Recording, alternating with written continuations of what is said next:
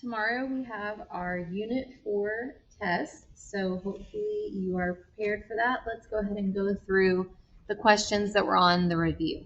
So we want to know which property makes each of these true, and so we've learned these 5 properties. The associative property has to do with parentheses, so you know that it's going to be one of these two right here. But the associative property tells us that we can move the parentheses. And if you look at this one, they didn't move the parentheses. The parentheses are gone altogether. So the associative goes with this one right here. Because the numbers are still in the exact same order, all they did was they moved the parentheses from right here to right here. And so that's associative. Now the commutative property, we learned that you can think of the C and the O standing for change order. So if you look at these, all they did was change the order of the numbers, so that's the commutative property. The inverse property talks about adding opposites or multiplying by the reciprocal, and the reciprocal of 4 is 1/4, so that's the inverse property. The identity property is where the number keeps its identity, it stays the same. So if you add 0 to something, the number stays the same, so that's the identity property. And then for the distributive property, if you remember, we draw our little arrows to do hippity-hoppity distributive property. So the hippity arrow tells us to multiply 7 times W, which gives us 7W. And the hoppity arrow tells us to do 7 times 12, which is 84. So this one right here is the distributive property. And that is on page 24. Page 24 if you need to study that. Question number 2 is found on page 23. We have to use GEMDAS to solve these problems, but in addition to GEMDAS, we need to be making sure that we're following all the integer rules that we learned and we tested over last unit test. So on this problem right here, we do have grouping symbols, so we start there, but because this is a negative divided by a positive, we need to make sure we use Dorito Man. So a negative divided by a positive comes out negative. So that's going to be -3. Everything else is going to stay the same. We're done with that step. We don't have any exponents, but we do have multiplication. So 4 times -5. Again, we need to make sure we're using Dorito Man. A negative times a positive is going to come out to a negative answer, so -20. And then all we have left is the addition. These are same signs. So remember, same sign, we find the sum, which means we add them together and we keep the same sign. So the answer is -23. This one does not have grouping symbols, but it does have exponents. So 3 to the 3rd power means 3 times 3 times 3. 3 times 3 is 9, and 9 times 3 is 27. So we're done with the exponents. We don't have any multiplication or division. All we have left is addition. Now this time we have different signs. Different signs, we find the difference, which is 20, and we have more positives, so it's going to be +20. Okay, question number 3 is about equivalent expressions. You can find that on page 27 in your notebook. So there's different ways to solve this problem, but one way is to come up with a number to substitute in place of m. And y'all know I like to use 2. So everywhere where I see an m, I turn that into a 2. And then I go ahead and solve it all. So up in the problem, we have 2 times 32, which is 64. And then 2 times 30 is 60. 60 plus 2, that's going to come out to 62. That's not what we were looking for. Here, 2 times 30 is 60. 60 times 2 is 120. That's not what we were looking for. 2 times 30 is 60. 2 times 2 is 4. So 60 plus 4 is 64. That is what we were looking for, but let's double check the last one.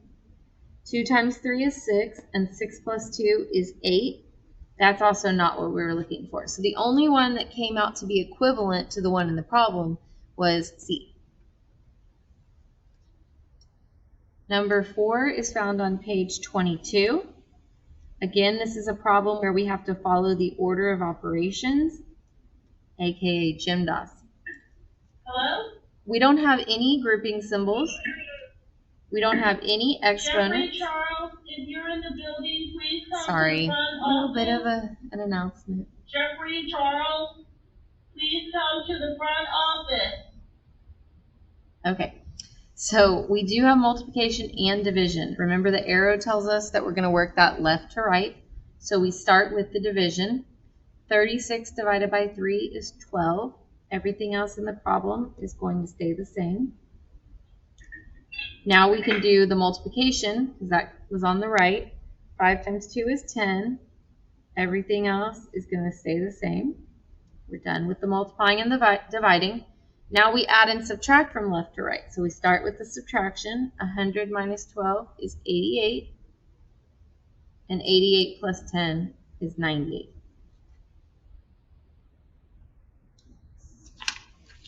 Question number 5 is similar to question number 4, so it's also found on page 22, and we also use GEMDAS. So you should have figured out by now that you better know your order of operations for tomorrow's test.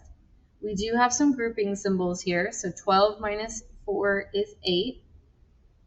I'm going to keep everything else the same. Always make sure you're working these step by step and bringing the next thing down.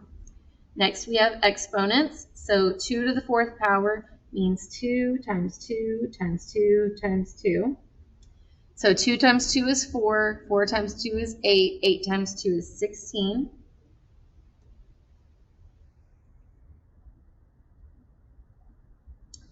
Okay, we're done with our exponents. Now we multiply and divide from left to right. So in this problem, the division comes first, and then the multiplication. Last but not least, we add and subtract from left to right. So again, the subtraction is going to come first here. And 8 plus 32 is 40. Question number 6 is about prime factorization. It says which one is not an example of prime factorization. You can find notes about prime factorization on page 21. Now on this one, we're not actually finding the prime factorization. If we were doing that, we would be dividing using upside down division. But we just want to know which one's not prime factorization. So if it's called prime factorization, all the numbers need to be prime. 3's prime, 5's prime, 11's prime, 7's prime. We already said 3 was prime. 13 is prime. We already said 5 and 7 were prime. 2 is prime and 3 is prime, but 9 is not prime. So D is not an example of prime factorization because 9 is not prime. If you were doing your upside down division, you couldn't divide by 9. You'd have to divide by 3. Okay, number 7, expressions versus equations. You can find that on page 26 in your notebook. Remember that an equation is going to have the word is, like this one has right here, or it's going to have an equal sign like that. We want the expressions, which means they're not going to have an equal sign and they're not going to have the word is. So this one is 1 and that one is 1 because they do not include equal signs. And this one is 1 and so is this because they don't have the word is. All the rest of them either have an equal sign or the word is, so they would be considered equations. Okay, last one is a model, and these can be found also on page 27. Which value of n makes this equation true? So what you want to do is you want to plug in all the different values of n and figure out what they come out to be. So if n was 1, if I made all of these a 1, that would be 1, 2, 3, 4, 5, 6, 7 on that side, and 1, 2, 3, 4, 5, 6, 7, 8, 9 on that side. Those are not the same, so that tells me that 1 is not what n is. And I'm going to scratch these out so I don't get confused. Now I'm going to make each one of these a 2, because B says n equals 2. That would be 2, 4, 6, 8, 9, 10, 11. And then 2, 4, 5, 6, 7, 8, 9, 10, 11. Okay, so that's looking good. That looks like that's going to work. But we want to check all the other ones just in case. So if n was 3, That would be 3, 6, 9, 12, 13, 14, 15 on that side.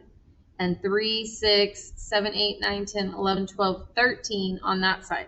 15 and 13 are not the same, so we know C is not our answer.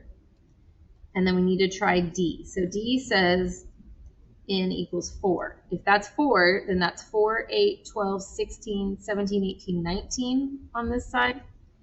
And then 4, 8, 9, 10, 11, 12, 13, 14, 15 on that side. So 19 and 15 are not the same.